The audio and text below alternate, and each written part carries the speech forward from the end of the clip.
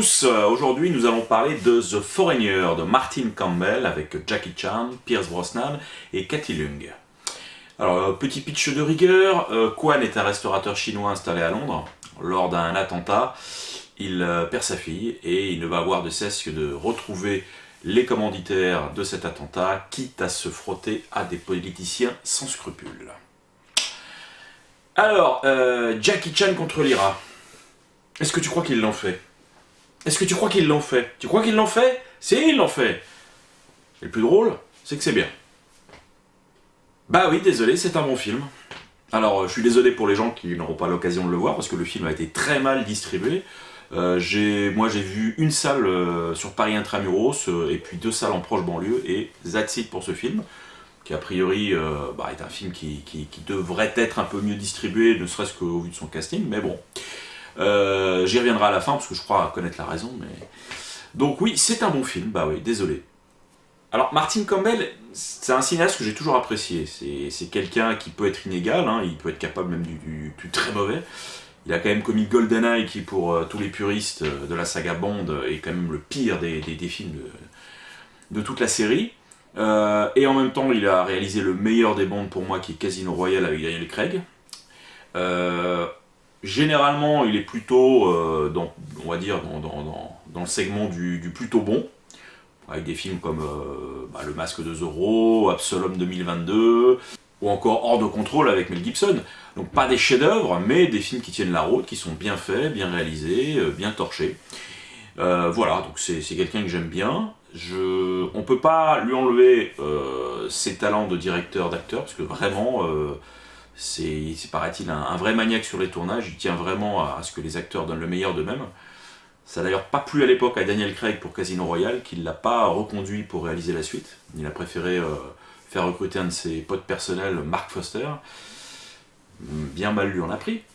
Martin Campbell est ce qu'on appelle un bon faiseur. Bon, voilà.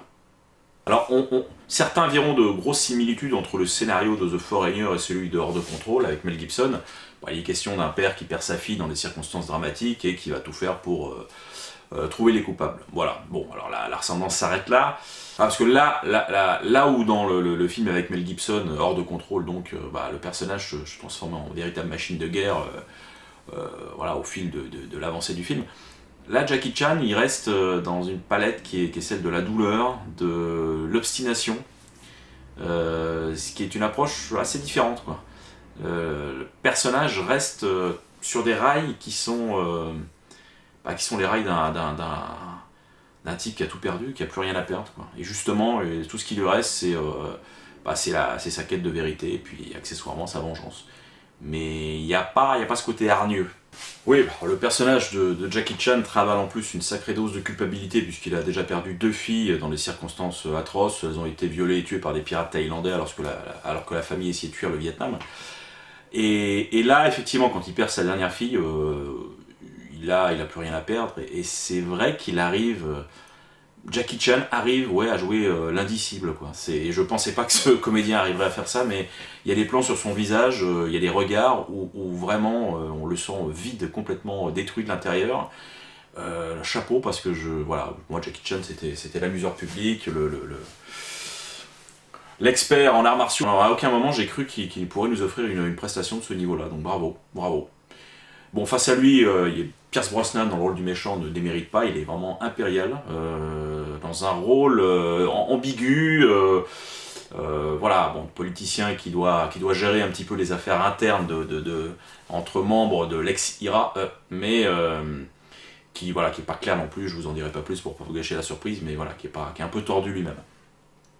Alors, le scénario est assez étoffé, alors peut-être trop pour certains qui seraient venus éventuellement voir le film comme un simple actionneur bourrin avec Jackie Chan. Moi, ça m'a plu au contraire, je trouvais que ça ancrait le film dans un réalisme plus complet. Toutes ces histoires internes touchant à l'IRA et à la volonté de faire la paix pour les anciens membres de l'IRA devenus membres du bureau politique irlandais, je trouvais ça assez intéressant. Après, les affaires privées concernant Pierce Brosnan m'ont également intéressé. Alors elles servent pas forcément, elles sont pas vitales dans le film, mais Voilà, le tout, pour moi, forme un film assez cohérent. Bon, cela dit, hein, ça me fait un peu sourire parce que généralement, quand on a un scénario étoffé dans un film calibré comme étant un film d'action, on vous explique que oh, c'est trop étoffé, trop alambiqué, et quand vous faites un film d'action bourrin avec vraiment action non-stop, une certaine critique vous dit ah bah ouais, le scénario est pas assez étoffé. Restons zen. Voilà, ce que j'ai également apprécié, c'est le déroulement des péripéties. Bon, clairement, on est au niveau mise en scène dans un film anglais. On a des teintes assez grisâtres, on a un traitement assez dur des choses, un traitement assez dur de la violence, assez honnête. Voilà, je sais qu'il est de bon ton dans les films de montrer des personnages à multiples facettes pour... voilà, on pense que l'honnêteté c'est ça, souvent dans le cinéma actuel, c'est bah ouais, les personnages ne sont pas manichéens, voilà. Donc on essaye d'être dans le gris, mais bon, là on a quelque chose, on a des choses assez frontales. On a notamment des terroristes qui se réjouissent après le nombre de victimes qu'ils viennent de faire. Et puis en même temps, on nous montre aussi bah, la façon dont la police anglaise essaye d'obtenir des informations urgentissimes auprès d'une jeune terroriste agonisante. Ils font pas dans la dentelle non plus, mais je pense que voilà, dans les circonstances telles que celle-là, c'est ce qui se passerait. Donc voilà. J'ai aimé cette honnêteté, en tout cas, intellectuelle vis-à-vis de situations assez dramatiques. J'ai trouvé que les scènes d'action étaient carrées, lisibles, crédibles, sobres, quoi. C'est-à-dire comme tout le reste du film, d'ailleurs. Hein. C'est le mot, peut-être, qui caractérise le mieux ce film. C'est sobre. Les acteurs sont vraiment sobres. Les péripéties restent crédibles. Il y a... Moi, j'ai apprécié, c'est important quand même dans un film d'y croire un minimum, et là vraiment je suis rentré dedans, j'y ai cru. Alors, petit bémol quand même par rapport à cette crédibilité-là, effectivement, c'est peut-être la seule concession au cinéma d'action classique, balisé, c'est que Jackie Chan étant un ancien soldat d'élite, bon, effectivement, il a une tendance à apparaître et disparaître quand il veut, où il veut, à rentrer dans les maisons sans prévenir, voilà, bon.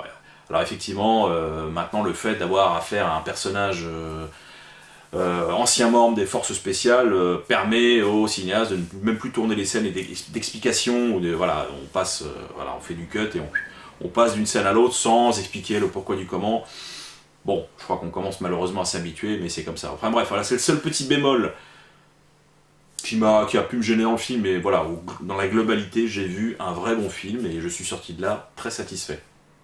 Alors, je reviens un petit peu sur le traitement de la violence du film. Alors, c'est pas un film voilà, qui cherche les effets ultra violents, mais il a une façon de montrer notamment les attentats qui est toujours assez brutale, qui est assez soudaine, assez surprenante. Je défie les gens de ne pas être surpris sur la première scène du film. Là, vraiment, on est un peu...